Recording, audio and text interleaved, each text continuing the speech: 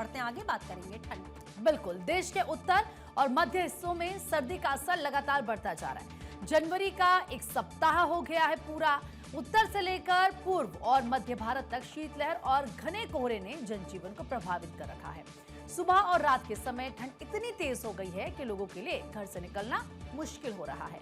और इसी बीच मौसम विभाग ने देश के कई इलाकों में हल्की बारिश की संभावना जताई है। एक और शीतलहर का प्रकोप जारी रहेगा, तो वहीं दूसरी तरफ कुछ राज्यों में बारिश और पहाड़ी इलाकों में बर्फबारी की संभावना जताई गई है, जिनमें उत्तराखंड, हिमाचल प्रदेश और जम्मू कश्मीर शामिल है।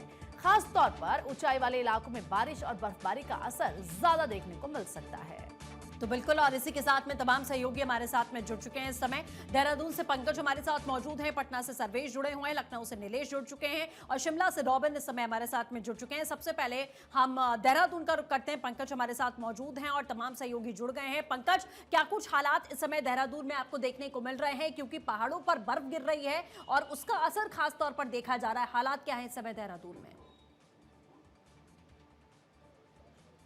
देखिए, मैं अगर देहरादून की बात करूं तो यहाँ सुबह से ही मौसम शुष्क बना हुआ है और सुबह से ही जो सूर्य है वो निकल चुके थे और धूप खिली हुई है। लेकिन इसके अलावा देहरादून के अलावा अगर मैं हरिद्वार और उधमसिंह नगर की बात करूं तो वहां पर घना कोहरा छाया हुआ है। मौसम विभाग ने 4 जिलों के लिए घने कोहरे का ऑरेंज अलर्ट जारी किया, जिसमें देहरादून, हरिद्वार, नैनीताल, पौड़ी और चंपावत का कुछ क्षेत्र इसमें शामिल किया गया है। वहां पर घने कोहरे की वजह से लोगों को शीतलहर की वजह से दिक्कतों का सामना करना पड़ रहा है। और इसके साथ साथ ही पर्वतीय क्षेत्रों में बात की जाए तो बद्रीनाथ धाम में कल बर्फबारी हुई है, रात भर बर्फबारी का सिलसिला जारी रहा। केदारनाथ धाम में बर्फबारी हो रही है। यमुनोत्री और गंगोत्री धाम के उच्च हिमालय क्षेत्रों में बर्फबारी हो रही है। वहां माइनस में तापमान है, जिसकी वजह से जो पाइपलाइन है पानी की वो जम गई है, कई झरनों का पानी जम गया है। तो साफ तौर पर यह कहा सकता है कि उच्च हिमालय क्षेत्रों में जिस तरह से कड़ाके की ठंड है और तापमान माइनस में जा रहा है, उसका असर मैदानी क्षेत्रों में दिख रहा है। हालांकि जो देहरादून है यहाँ पर सुबह के वक्त से और शाम लगभग 4 से 5 बजे तक धूप खिली रहती है, लेकिन धूप में काफी नमी है, शीतलहर रहती है, ठंडी हवाएं चलती हैं, जिस वजह से लोगों को दिक्कतों का सामना करना पड़ता है। लेकिन धूप में बैठकर लोग थोड़ा सा ठंड को दूर कर लेते हैं। लेकिन अगर इसके अलावा जो मैदानी इलाके हैं वहां पर बात की जाए तो कोहरे की वजह से वहां पर लगातार शीतलहर चल रही है और कोल्ड डे को भी लेकर भी मौसम विभाग ने अलर्ट जारी किया है। मौसम विभाग ने साफ कहा है कि उधमसिंह नगर और हरिद्वार जिले में कोल्ड डे रहेगा और वहां पर लगातार जो शीतलहर है उनके चलने का सिलसिला जारी रहेगा। मैदानी क्षेत्रों के अलावा अगर पर्वतीय क्षेत्रों की बात की जाए तो पर्वतीय क्षेत्रों में पाला पड़ रहा है, जो फसलों को भारी नुकसान पहुंचा रहा है, क्योंकि इस समय गेहूं की फसल कुछ क्षेत्रों में, पर्वतीय क्षेत्रों में होती है और मैदानी क्षेत्रों में, और पाले की वजह से गेहूं की फसल को बहुत ज्यादा नुकसान होता है। इसके अलावा अगर हम सेब काश्तकार और जो फलों के काश्तकार हैं पहाड़ी क्षेत्रों में, उनकी बात की जाए तो पाला उनको भी नुकसान पहुंचा रहा है। और मौसम वैज्ञानिकों के साथ साथ जो उद्यान वैज्ञानिक हैं उनका यह भी कहना है कि बर्फबारी ना होने की वजह से सेब की जो फसल है, सेब के जो पेड़ है उनको भारी नुकसान हो रहा है। इसके अलावा जो कीवी की फसल है उसको नुकसान हो रहा है। मैदानी क्षेत्र, पहाड़ी क्षेत्रों में जो अन्य जो फसलें उगाई जाती हैं, जो फलों के पेड़ होते हैं, उन पे बर्फबारी ना होने की वजह से उन्हें भारी नुकसान होता है। और सिंचाई का पहाड़ी क्षेत्रों में बरसात के अलावा कोई माध्यम नहीं है, तो ऐसे में जो सब्जियां उगाई जाती हैं वहां पर जो भी सब्जियां होती है वहां पर बारिश ना होने की वजह से पानी स्टोरेज नहीं हुआ है। ठीक है पंकज, किसानों को ज्यादा दिक्कत इस समय हो रही है इस मौसम में। और भी इलाकों का रुख करते हैं, पटना से सर्वेश हमारे साथ जुड़े, उनका भी रुख कर लेते हैं। सर्वेश, बिहार की अगर बात करें तो वहां ठंड को लेकर क्या इंतजाम है और क्या आगे भी कोई अलर्ट है, ठंड बढ़ सकती है वहां? देखिए, अगले 2 से 3 दिनों में 3 डिग्री तक पारा और गिरेगा, ऐसा मौसम विभाग की जानकारी मौसम विभाग ने दी है। और जहां तक अगर बात की जाए ठंड की, तो ठंड का असर काफ़ी ज़्यादा है और तकरीबन 12 किलोमीटर प्रति घंटे की रफ्तार से हवाएं चल रही हैं। शीतलहर का प्रकोप है, पाला पड़ रहा है। बिहार के अधिकांश जिलों में ऑरेंज अलर्ट जारी किया गया। सबसे ज़्यादा ठंड की अगर बात की जाए तो भागलपुर का सबौर इलाका, जहां कृषि विश्वविद्यालय है, वहां 4.4 डिग्री से टेम्परेचर दर्ज किया गया। इसके अलावा किशनगंज, शेखपुरा, गया और छपरा में भी पारा जो है 6 डिग्री से 8 डिग्री के आसपास दर्ज किया गया है, जो कि जम्मू कश्मीर से भी कम है। तो एक तरह से कहें तो कड़ाके की ठंड पड़ रही है। और जहां तक इंतजाम की बात करें तो रैन बसेरों में इंतजाम किए गए हैं, हीटर लगाए गए हैं और साथ ही साथ वहां पे अलाव की व्यवस्था शहर में हर जिला प्रशासन ने अपने अपने शहरों में अलाव की व्यवस्था की है, ताकि लोगों को ठंड से बचाया जा सके। स्कूलों में छुट्टियाँ कर दी गई हैं, 8वीं तक के बच्चों की स्कूलों में छुट्टियाँ कर दी गई हैं। और आज फिर से एक सर्कुलर जारी होगा। आज तक अभी स्कूल बंद थे, लेकिन आज शाम को फिर एक सर्कुलर जारी जारी होगा, जिसमें माना जा रहा है कि 12 तारीख तक फिर से स्कूल बंद किए जाएंगे। तो एक तरह से कहा जाए तो तमाम एहतियाती कदम उठाए जा रहे हैं, लेकिन ठंड का असर काफ़ी ज़्यादा है। 12 किलोमीटर प्रति घंटे की रफ्तार से जो हवाएं चल रही हैं उसकी वजह से काफ़ी ज़्यादा गलन है, ठिठुरन है, और लोगों को इससे बच के रहने के आदेश भी जारी किए गए हैं। और एहतियाती तौर पर लोगों को कहा गया है कि वो घरों में रहे, जब काफ़ी ज़रूरी हो तभी घरों से बाहर निकले, और जब भी घर से बाहर निकले तो तमाम एहतियाती उपाय करके बाहर निकले। बिल्कुल, क्योंकि सर्दी इतनी ज्यादा है, ऐसे में लोगों से कहा जा रहा है कि आप अपना बहुत ज्यादा ध्यान रखें। लखनऊ का भी रुख कर लेते हैं, नीलेश हमारे सहयोगी वहां से बने हुए हैं। नीलेश, जरा बताएं कि उत्तर प्रदेश में कैसे हालात है, क्या टेम्परेचर, और प्रशासन की तरफ से वहां क्या खास इंतजाम किए जा रहे हैं?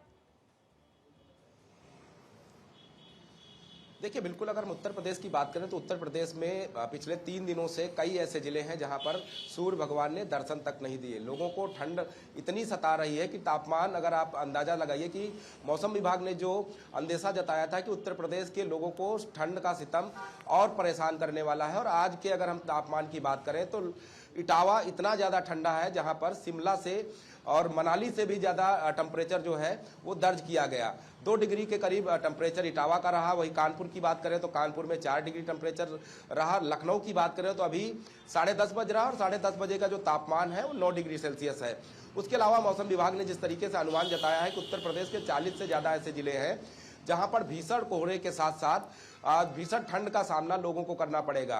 अभी की अगर हम बात करें तो उत्तर प्रदेश के 20 जिले ऐसे हैं जहां पर 10 से 12 किलोमीटर की रफ्तार से ठंडी तेज हवाएं चल रही हैं, जिससे लोगों को ठंड का सितम जो है और सता रहा है।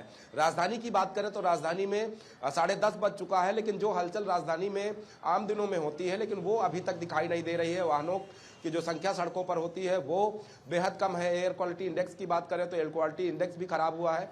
मौसम विभाग की तरफ से जो अनुमान है उसके बाद स्वास्थ्य विभाग की एडवाइजरी आई है कि बुजुर्ग और बच्चों को इस भीषण ठंड से बचाकर रखें, नहीं तो वो सर्दी के चपेट में आएंगे और अस्पताल में उन्हें भर्ती कराना पड़ेगा। सरकार की बात करें तो सरकार की तरफ से व्यापक पैमाने पर इंतजाम किए गए। उत्तर प्रदेश के 75 जनपदों में नगर निगम और जिला प्रशासन की टीमें लगातार सक्रिय होकर चौराहों पर अलाव की व्यवस्था करा रही है और बेघर निराश्रित लोगों का रेस्क्यू करके उनको रैन बसेरे तक पहुंचाने का काम किया जा रहा है।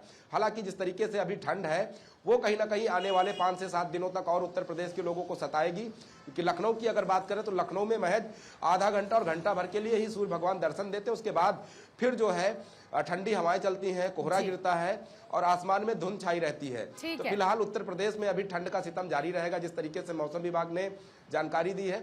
उसके अलावा ट्रेनें लेट चल रही हैं, फ्लाइट लेट उड़ रही हैं, ठीक है, यातायात पर इसका असर पड़ रहा है। है। बिल्कुल लौटेंगे नीलेश आपके पास, पहाड़ों का भी रुख कर लेते हैं क्योंकि रॉबिन हमारे साथ शिमला से बने हुए हैं।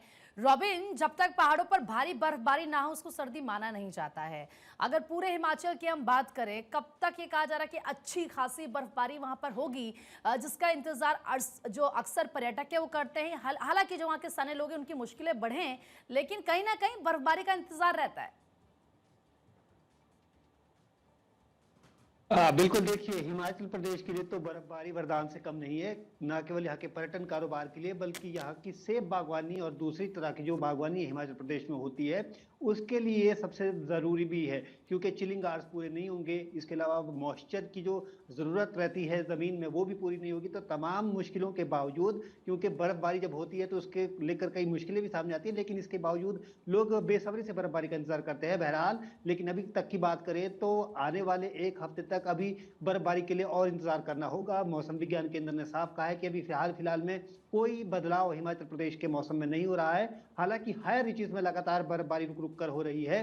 बीते 24 घंटे के दौरान भी कुछ इलाकों में 3 से 5 सेंटीमीटर जो बर्फबारी है वो रिकॉर्ड की गई है और ज़्यादातर इलाकों में फिलहाल मौसम साफ बना हुआ है। और इसके चलते प्रदेश में कमोबेश ये स्थिति है कि कोल्ड वेव लोगों को परेशान कर रही है।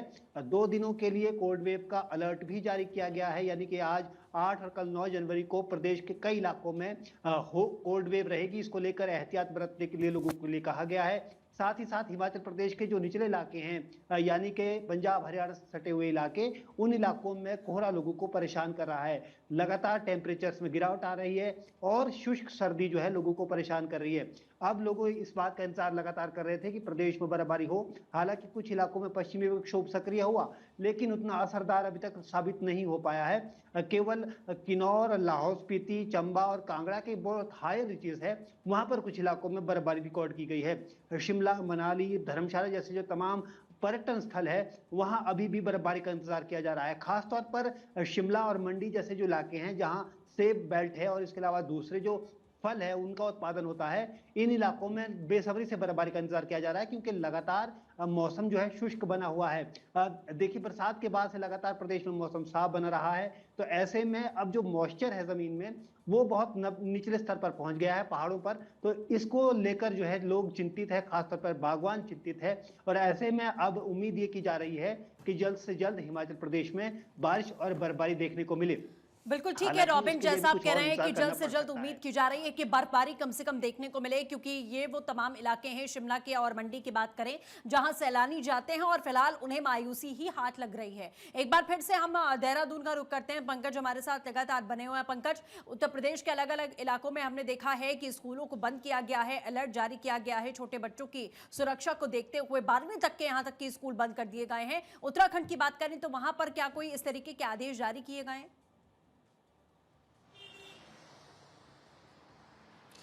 उत्तराखंड में देखिए, हर साल जब शीत डे होते हैं या जाड़ों का वक्त आता है, उस समय जनवरी के महीने में 10 दिन के लिए स्कूलों की छुट्टी घोषित की जाती है। और फिलहाल अभी स्कूलों में छुट्टी घोषित की गई है। सरकारी और गैर सरकारी स्कूल पूरी तरह से बंद है, लेकिन जो स्पोर्ट्स के जो वर्क हैं, जो स्पोर्ट्स का जो काम है वो चल रहा है स्कूलों में। कुछ जो सीनियर बच्चे हैं उनको बुलाया जाता है, लेकिन छोटे बच्चों के लिए पूरी तरह से स्कूल बंद किए गए हैं। खासकर पर्वतीय क्षेत्रों की बात की जाए तो वहाँ शीतलहर और ठंड की वजह से स्कूल बंद है, और मैदानी क्षेत्रों में कोहरे की वजह से शीत बंद है। जो गैर सरकारी स्कूल हैं वो पिछले 26 दिसंबर से बंद कर दिए गए थे, और उसके बाद जो सरकारी स्कूल है उनको जनवरी से बंद कर दिया गया है, और अगले 10 जनवरी तक संभवतः ये सभी स्कूल बंद रहेंगे। अगर ठंड पड़ती है तो शासन फिर इसके बाद स्कूलों को बंद करने और खोलने का आदेश जारी करेगा कि किस तरह से आगे ठंड की वजह से स्कूलों को बंद किया जाना है। लेकिन बच्चों की सुरक्षा को देखते हुए स्कूलों को बंद किया गया है, और पढ़ाई पर प्रभाव ना पड़े इसके लिए जो सीनियर बच्चे हैं, अगर हम हाई स्कूल और इंटरमीडिएट के बच्चों की बात की तो उनके लिए जो ऑनलाइन क्लासेज है उनकी व्यवस्था की गई है।